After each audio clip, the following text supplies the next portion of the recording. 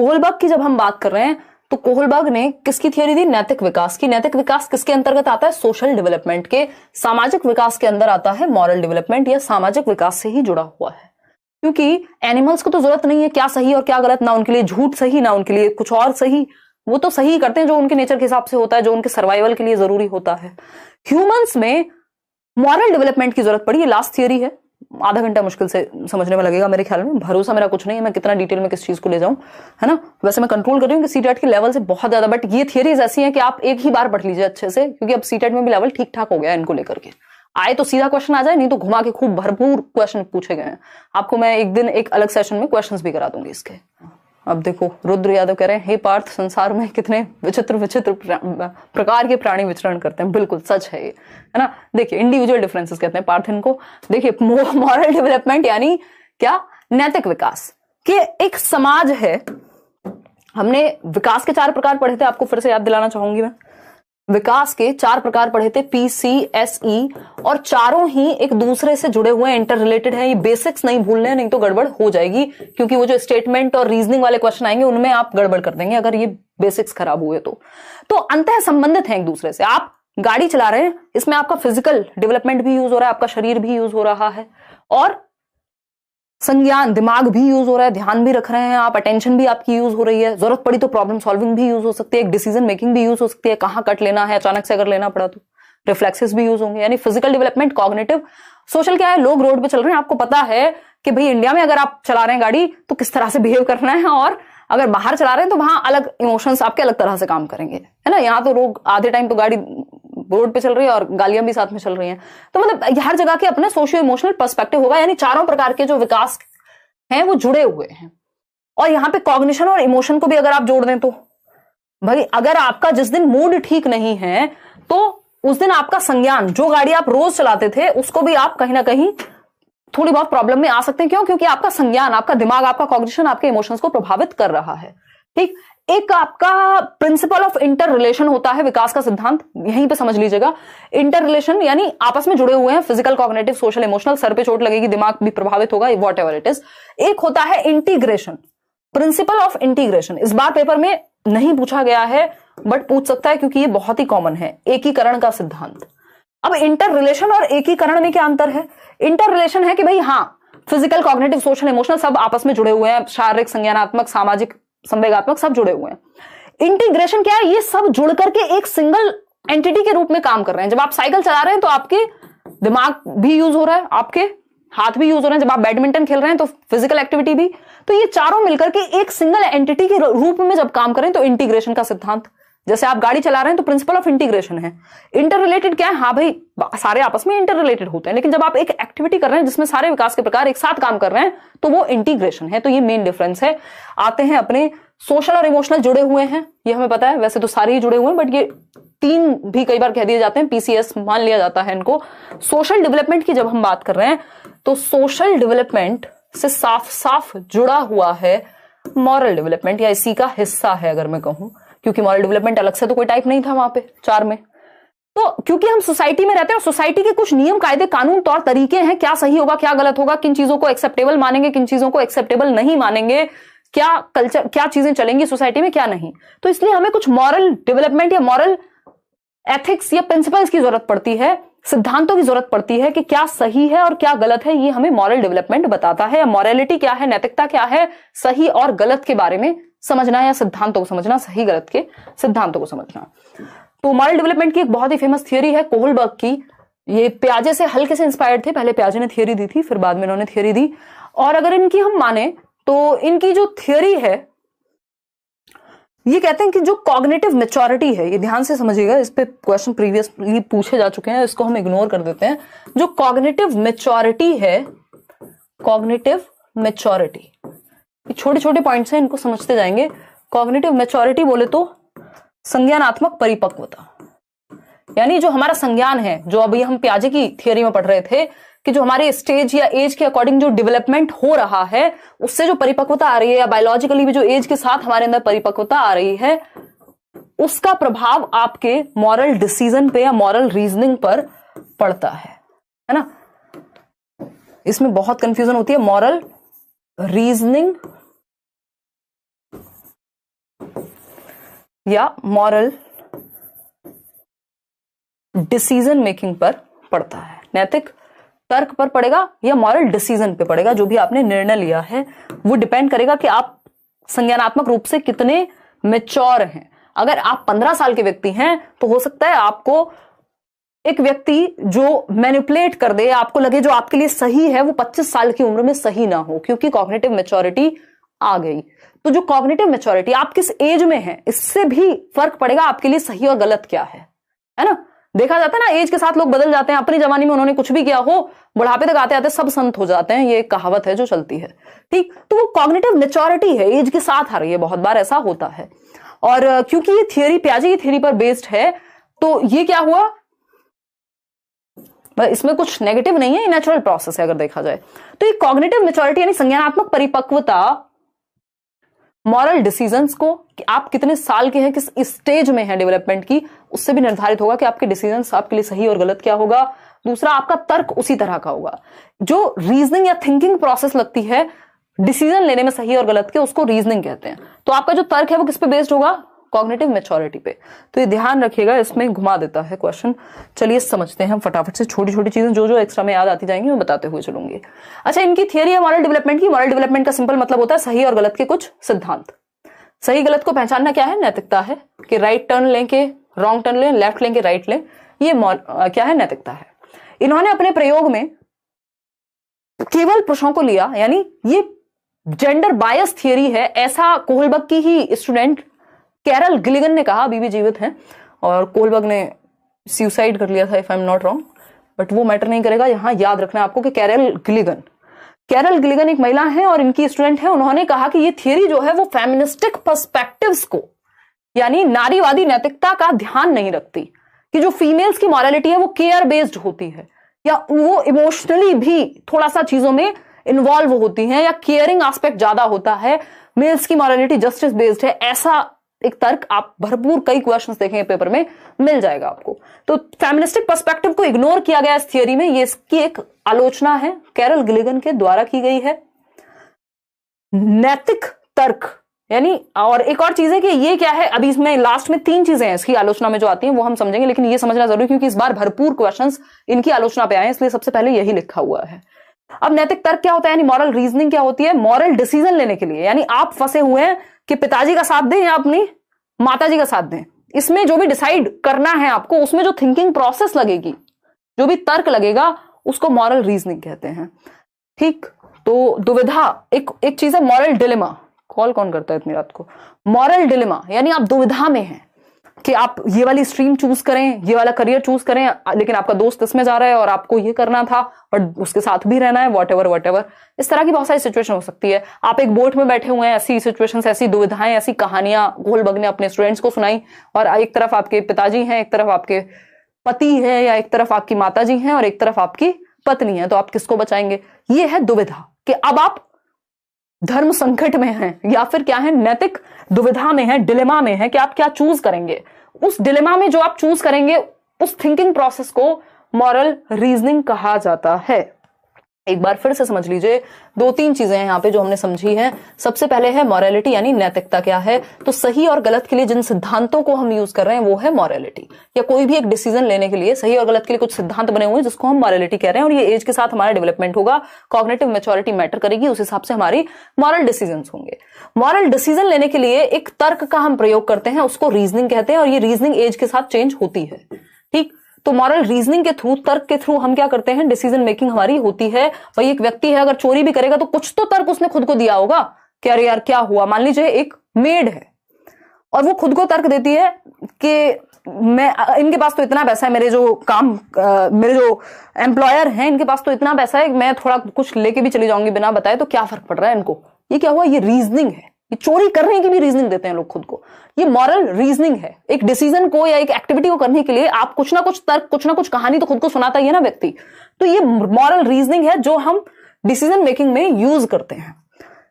ठीक, और कई बार आप डिलेमा में फंसे होते हैं तब तो आप यूज करेंगे ही। डिलेमा क्या है, दुविधा। इनकी जो थियरी है ये दुविधा बेस्ड ही है। इन्होंने इतनी सारी डिलेमास बच्चों को सुनाई, और टीन एज तक के बच्चे थे इनके पास, मतलब सैंपल में, इस थियरी को, रिसर्च को प्रूव करते समय। तो दुविधा है, इन्होंने कई सारी दुविधाएं बच्चों को सुनाई अलग अलग, और उनसे उस दुविधा में फंसा करके कि अच्छा इधर जाना सही होगा या इधर जाना सही होगा, और इधर जाना सही होगा तो क्यों होगा, और उसके बेसिस पे ही पूरी थियोरी बनाई गई। तो मल्टीपल डिलेमास इन्होंने दी, जिसमें से एक फेमस डिलेमा है हाइंस डिलेमा, यानी हिंज की दुविधा कह देते हैं हिंदी में, हाइंस डिलेमा। हाइंस डिलेमा में क्या है, उसकी वाइफ को यमराज लेने के लिए तैयार खड़े हुए हैं हाइंस की, और वो जो है बहुत ही खराब स्थिति में है कि अगर दवा नहीं मिली, कोई डेडली डिजीज हो जाती है हाइंस की वाइफ को, जिससे उसकी जानलेवा बीमारी जिसको हम कहते हैं वो हो जाती है। अभी मैं हाइंस को दिखा देती हूँ, यहीं कहीं होंगे, यस। तो ऐसी बहुत सारी डिलेमास प्रस्तुत करते थे कोहलबर्ग, और कोहलबर्ग ने कहा है कि मॉरल डेवलपमेंट किससे होगा, तो ये थियरी कहती है कि मॉरल डिस्कशंस कराइए क्लासरूम में, चर्चा कराइए, उससे सही और गलत का जो सही समझ है सही और गलत की वो विकसित होगी। यानी चर्चा से भी बेहतर होगा आपका नैतिक विकास। ठीक है, इतनी बात क्लियर है। तो ये हाइंस डिलेमा क्या है, ये है हाइंस और ये है उनकी धर्मपत्नी यानी वाइफ। ठीक, अब हाइंस को क्या चाहिए, हाइंस को वाइफ को बचाना है, और पीछे यमराज खड़े ही हुए हैं, है ना, और ये कहने के लेके तो जाएंगे, लेकिन हाइंस कह रहा है भाई दवा मिल जाए तो बचा ले, हम बाद में आ जाना कुछ साल। अब डेडली डिजीज है, पूरे शहर में एक ही व्यक्ति है जिसके पास वो मेडिसिन है या वो केमिस्ट है जिसके पास वो ड्रग है, दवाई है जिससे उसकी जान बच सकती है, उसकी वाइफ की, हाइंस की। हाइंस जाता है उसके पास और वो कह रहा है 10 रुपए में दवाई बनाइए, मैं बेचूंगा 1000 में, 100 गुना ज्यादा प्राइस लूंगा, कर लो क्या कर लोगे, है ना। तो ये 10 रुपए की दवाई को वो 100 रुपए में देने को तैयार है। भाई एटलीस्ट 10 टाइम्स तो दो मुझे, तब तो फायदा है, या 1000 रुपए दो 10 रुपए की दवाई के। तो ये कहता है यार वाइफ की जान चली जाएगी, उधार कर लो, या फिर कुछ अपने साथी संगियों से मांग करके ले आता है, और जितना उसको 50% का ऑफर देता है, दुनिया भर के ऑफर उसको देता है कि भाई इतने में काम चला लो, बाद में दे देना, ये कर लेना, है ना, पहले जान बचा लेता हूं, ये कर लेता हूं। वो कहता है नहीं नहीं, मैंने तो इन्वेंट किया दवाई, ऐसे कैसे हल्के में ले लेंगे, दिस इज बिजनेस, ऐसा कह रहा है वो मीम है ना आजकल जो चलता है।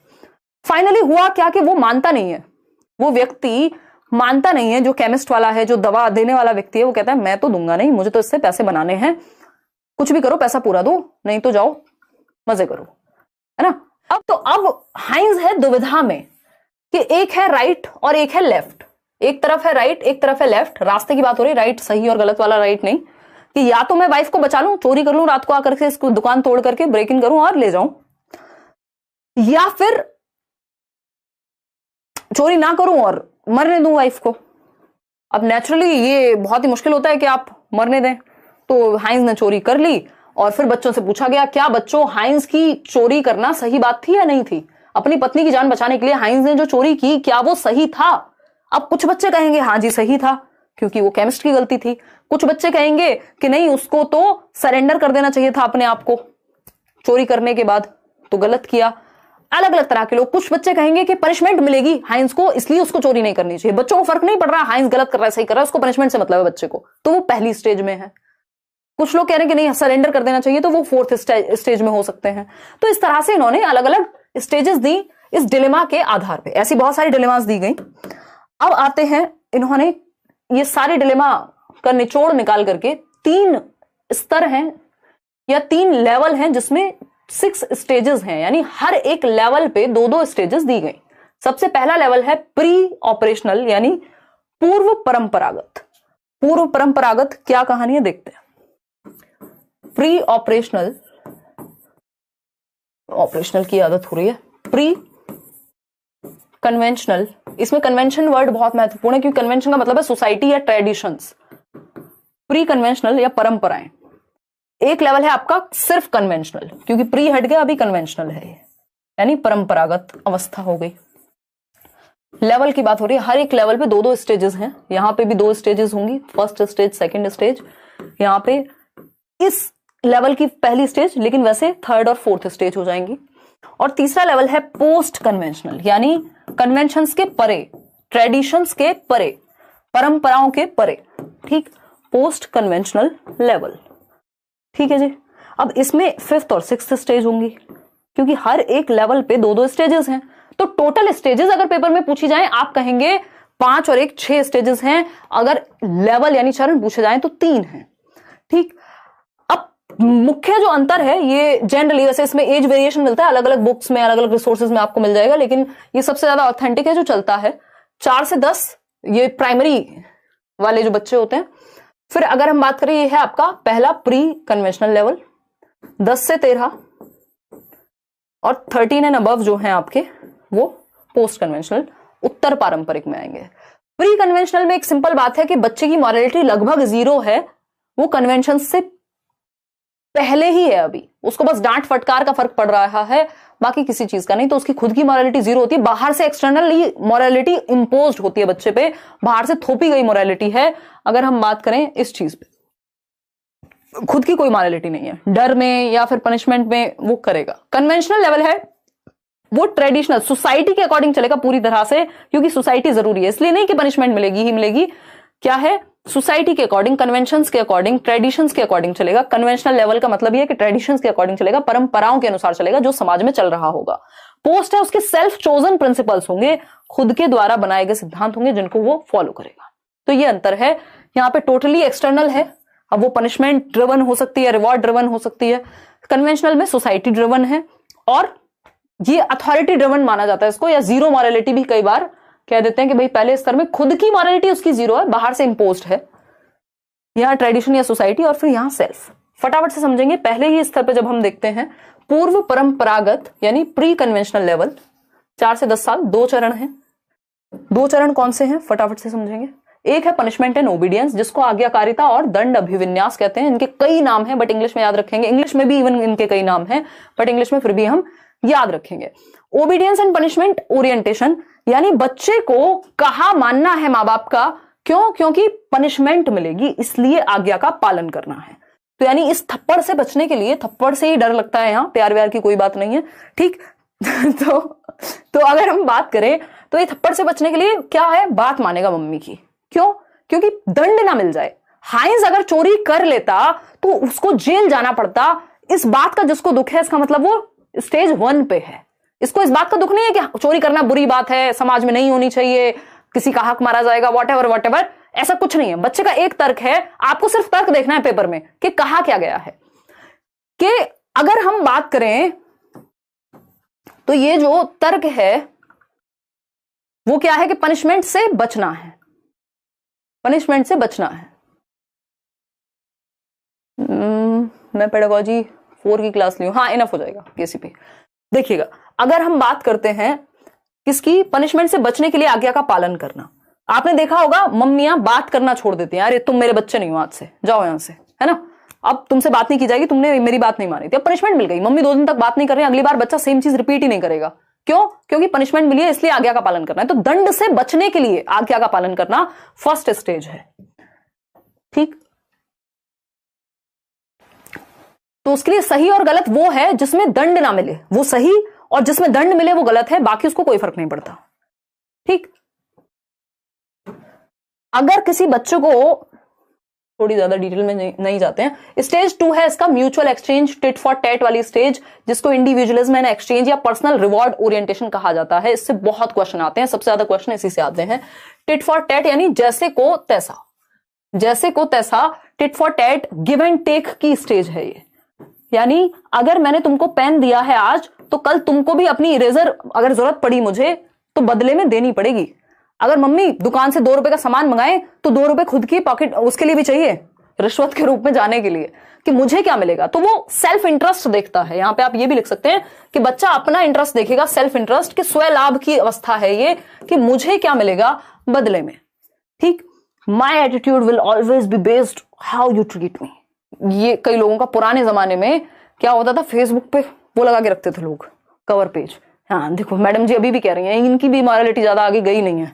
देखिएगा, अगर हम बात करें तो इंडिविजुअलिज्म एंड एक्सचेंज, अब कई बार जीवन में ऐसा होता है कि हमें कुछ लोगों के लिए ये पॉलिसी का पालन करना पड़ता है, कुछ लोगों के लिए कोई पॉलिसी ही नहीं होती, डिपेंड करता है। तो individualism and exchange, personal reward orientation, tit for TET, you scratch my back and I will scratch yours and what's in it for me. अगर कोई भी एक काम है तो उसमें मेरे लिए क्या है, मुझे क्या मिलेगा, मुझे क्या फायदा किसी चीज को करने में। अभी फायदा करते हुए हम लोग किसी का 2 रुपए का फायदा नहीं करना चाहते आज की दुनिया में, ये गलत हो गया फिर। तो व्यक्तिवाद या ये क्या हो गया, नैमित्तिक अभिविन्यास है टिट फॉर टैट। इसमें एक क्वेश्चन आता है कि एक बच्चा है जो आपस में लड़ रहे हैं और उससे टीचर ने पूछा क्या हुआ, कि मैडम इसने मेरी नोटबुक फाड़ दी थी कल, तो मैंने आज इसका पेन तोड़ दिया, पेंसिल तोड़ दी। या फिर एक बच्चा है जो कह रहा है आज अपना लंच शेयर करो क्योंकि मैंने भी तुमसे कल अपना टिफिन शेयर किया था। तो ये क्या हुआ, ये टिट फॉर टैट है कि अच्छा मेरे बर्थडे पे तो मैंने तुमको गिफ्ट दिया, तुमने दिया नहीं। ये बच्चों में बहुत चलता है, कॉमन है। तो ये सेकंड स्टेज हो गई आपकी। अब आता है, पहला लेवल कंप्लीट हो गया क्योंकि 2 ही स्टेज है हर एक लेवल पे। अब दूसरा लेवल आता है कन्वेंशनल लेवल। कन्वेंशनल लेवल 10 से 13 वर्ष की आयु है। 10 से 13 वर्ष की आयु है। 2 चरण इसमें भी होंगे, समझते हैं क्या कहानी है। ये आयु थोड़ी बात इधर उधर मिल जाएगी आपको, आयु बहुत महत्वपूर्ण नहीं है इस थियोरी में। जितना महत्वपूर्ण ये समझना है कि कहानी चल क्या रही है और लगभग किस स्टेज में होगा बच्चा। तो इसमें थर्ड स्टेज है या सेकंड लेवल की पहली स्टेज है जिसको थर्ड ही कहते हैं। यहां से भी खूब क्वेश्चन आते हैं।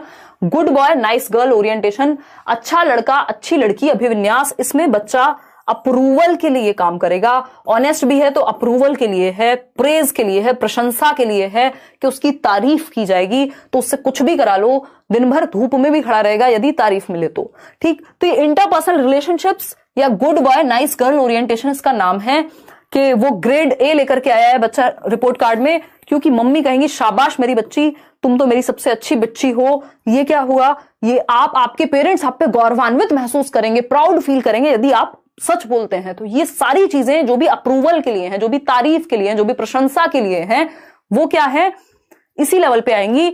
क्यों? क्योंकि इन नियमों से क्या होगा, आप एक वे में ढल जाते हैं समाज में, हार्मफुल नहीं होंगे किसी के लिए एटलीस्ट। अब इसके अपने फायदे नुकसान हैं। आगे बढ़ते हैं। अब आता है फोर्थ लेवल। अब थोड़ा थोड़ा आगे जाने की बात हो रही है, लॉ एंड ऑर्डर स्टेज, यानी मेंटेनिंग द सोशल ऑर्डर कह देते हैं इसको, या फिर लॉ एंड ऑर्डर की स्टेज कह देते हैं। कानून और व्यवस्था अभिविन्यास या अनुपालन। इसमें है क्या, रूल्स आर रूल्स, है ना, rules are rules. Rules are rules कैसे, आप स्कूल में जाते होंगे, अगर यूनिफॉर्म पहन के नहीं गए और आपका फ्रेंड है जो डिसिप्लिन इंचार्ज है, वो कहेगा बेटा तुम शूज नहीं पहन के आए हो, तुम टाई नहीं लगा के आए हो, चाहे तुम मेरे कितने भी अच्छे दोस्त हो लेकिन तुमको पनिशमेंट मिलेगी। चाहे मेरे हाथ में है पनिशमेंट बचाना, बट पनिशमेंट तो मिलेगी। मतलब अगर आपने रेड लाइट ब्रेक की है तो हर हाल में या तो फाइन हो या आपको उसकी सजा मिलनी चाहिए, क्योंकि अगर एक व्यक्ति रेड लाइट ब्रेक करेगा तो समाज में इसी तरह से नियमों की धज्जियां उड़ाई जाती हैं। तो ये क्या हुआ, रूल्स आर रूल्स। ठीक, अच्छा इसमें मुझे एक और चीज याद आई है, अगर जैसे होते ना कुछ लोग चालान लगा है इसलिए वो रूल्स का पालन कर रहे हैं, हेलमेट इसलिए लगाया, ज्यादातर जनता का यही हाल है क्योंकि चालान ना कट जाए, वो पनिशमेंट एंड ओबीडियंस वाली ही स्थिति है उनकी। फिर अभी वो यहां नहीं होंगे। रूल्स इसलिए फॉलो करना है क्योंकि समाज में एक नियम बना रहे और रूल्स को बदला नहीं जा सकता, रूल्स आर फिक्स्ड। वो यही स्टेज है, फोर्थ स्टेज। ठीक, तो भाई सिंपल बात हो गई कि रूल्स को नहीं बदला जा सकता चाहे आप कोई भी हो। ये हुई बात, एक व्यक्ति रूल्स को तोड़ेगा तो सब तोड़ेंगे, ये फोर्थ स्टेज है, यहां से भी क्वेश्चन आता है। अब आता है थर्ड लेवल जो कि हाईएस्ट लेवल है, इसके बाद आपकी छुट्टी। देखिएगा, उत्तर पारंपरिक यानी पोस्ट कन्वेंशनल लेवल, उच्चतर आयु सीमा के बच्चे यानी 13 एंड अबव, 13 के ऊपर, फिर आप निकल ही जाते हैं स्कूल से उसके बाद। इसमें भी 2 चरण हैं, इसको थोड़ा सा हायर लेवल कहा जाएगा उत्तर पारंपरिक में, क्योंकि सेल्फ चोजन प्रिंसिपल्स हैं, खुद के द्वारा निर्धारित मॉरलिटी यहां है, यानी इंडिविजुअलिस्टिक के आपके भी कुछ मॉरल प्रिंसिपल्स हो सकते हैं स्वयं के, बजाय कि डर से ना बने हुए हों। तो सेल्फ चोजन मॉरलिटी यहां होती है। सेकंड लेवल में सोसाइटी डिसाइड कर रही थी, फर्स्ट में तो बेचारे को 0 मॉरलिटी थी, जिससे दंड मिल रहा है वो गलत, जिससे दंड ना मिले वो बढ़िया, यही सब कहानी थी। ठीक है जी। अगर हम बात करें सामाजिक अनुबंध यानी सोशल कॉन्ट्रैक्ट ओरिएंटेशन, ये 5th स्टेज है और लेवल 3 की ये पहली ही स्टेज है।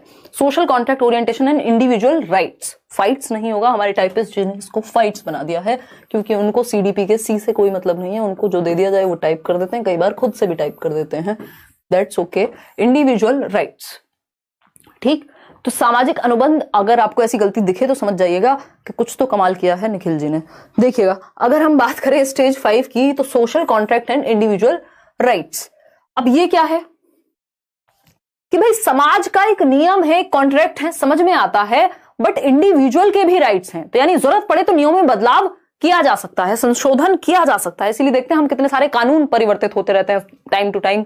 या फिर अगर हम बात करें तो आपके, मान लीजिए जैसे अभी रेड लाइट की बात हो रही थी, तो रेड लाइट तोड़ना क्या है, खराब बात है, वहां पे आपको सजा मिलती ही मिलती। लेकिन यहां क्या है, इंडिविजुअल के कुछ राइट्स भी हैं। समाज का एक ऑर्डर है लेकिन राइट्स भी हैं। अगर आपको किसी की वो झूठ जो किसी की जान बचाने के लिए बोला गया हो झूठ नहीं होता, ये इस तरह की बात है कि इंडिविजुअल के भी कुछ राइट हैं, एक्सेप्शन भी हो सकते हैं, या समाज की भलाई के लिए नियम बनाए गए हैं, अगर वो भला ना कर रहे हो तो उनमें बदलाव संभव है। तो ये क्या हुआ, इंडिविजुअल के राइट्स है भाई। अगर 4 लोग ले रहे हैं रिश्वत, इसका मतलब ये नहीं कि आप देंगे। जरूरत पड़ी किसी की जान बचाने के लिए तो आप अगर एम्बुलेंस में है तो रेड लाइट भी तोड़ के जा सकते हैं, या वैसे भी अगर आपको लगता है कि जान बचानी पड़ी तो एक्सेप्शंस कैन बी देयर। ऐसी बात इस स्टेज पे होगी। इसमें फिर आप देखते हैं लोग प्रोटेस्ट भी करते हैं, चीजें होती हैं कि कोई अगर लॉ पास कराना है, कोई घटना घट गई है, उस पर कोई नियम में बदलाव लाना है, संशोधन करना है, तो ये सारी चीजें यहाँ पे होती है क्योंकि इंडिविजुअल्स के भी अपने राइट हैं, समाज का तो एक ऑर्डर है ही। अब आती है हाईएस्ट लेवल ऑफ मॉरलिटी, जो लेस देन बहुत ही 1-2% लोगों में पाई जाती है, कि यूनिवर्सल एथिकल प्रिंसिपल। अलका, ये क्या है, सार्वभौमिक नैतिक सिद्धांत। यूनिवर्सल एथिकल प्रिंसिपल यानी व्यक्ति अपनी जान पर भी खेल जाएगा एक बड़ी मास पॉपुलेशन के लिए, उनके भले के लिए, या फिर जिन चीजों में, जिन सिद्धांतों में वो विश्वास रखता है उसके लिए।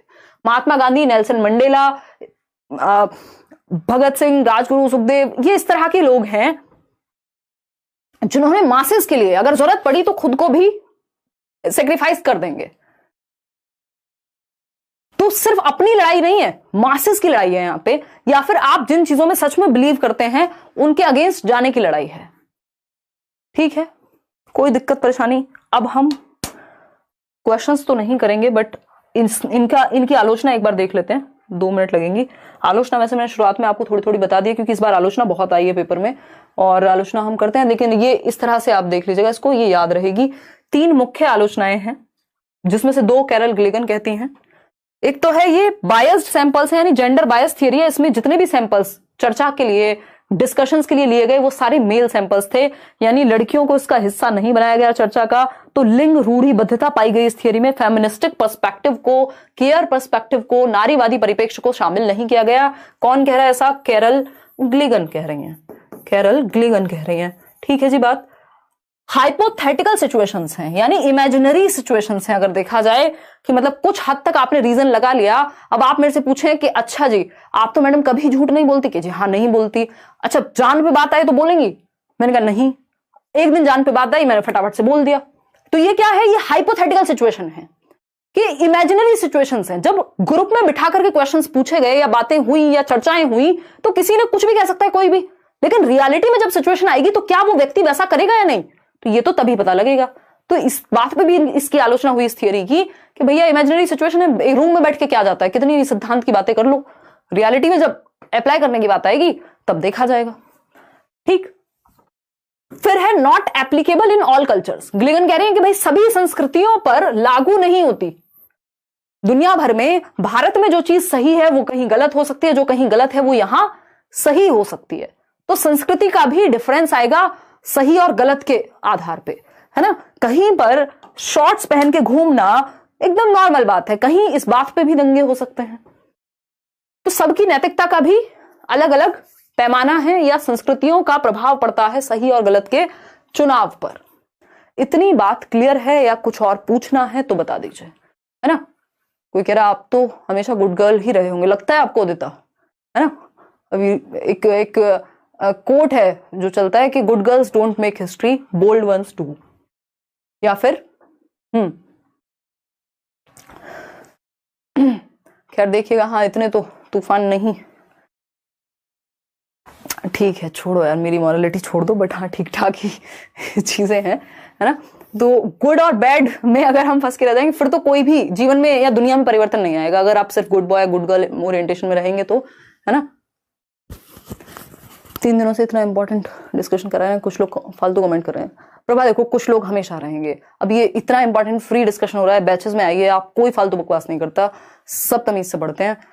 यहाँ पे भी मेजॉरिटी लोग बहुत अच्छे से पढ़ते हैं, लेकिन कुछ लोगों का दिमाग में दर्द हो जाता है, जैसे इतनी भारी भारी होती है बातें, उनको लगता है कमेंट में कुछ भी कहानी लिखना शुरू कर दो। ठीक है ना। मिनी रावत करें, मुझे तो बिल्कुल नहीं लगता। चलिए खैर। अच्छा इस पे क्वेश्चन आता है एक 5th लेवल को लेकर के, कि एक व्यक्ति है जो ये कहते हैं कि मैं ऐसी गवर्नमेंट को इनकम टैक्स पे नहीं करूंगा जो चोरी करती है टैक्स की, या फिर मतलब जिसका सही उपयोग नहीं हो पाता, वो डैम्स बनाने में बेफिजूल में पैसे उड़ा देती है, तो वो 5th लेवल है। उसमें स्टेज नहीं पूछेगा, लेकिन 5th लेवल है। ठीक, और ये बेसिक बात हुई आपकी। वो इंडिविजुअल राइट्स को परफॉर्म कर रहे हैं, अगर देखा जाए तो वो 5th लेवल होगा, और 3rd लेवल है आपका, और 5th स्टेज है। ठीक है, 5th स्टेज होगी, बट वो लेवल के हिसाब से पूछता है। तो आपको लगे जैसे कुछ बदलाव की बात हो रही है, कोई व्यक्ति अड़ा हुआ है, तो 3rd लेवल।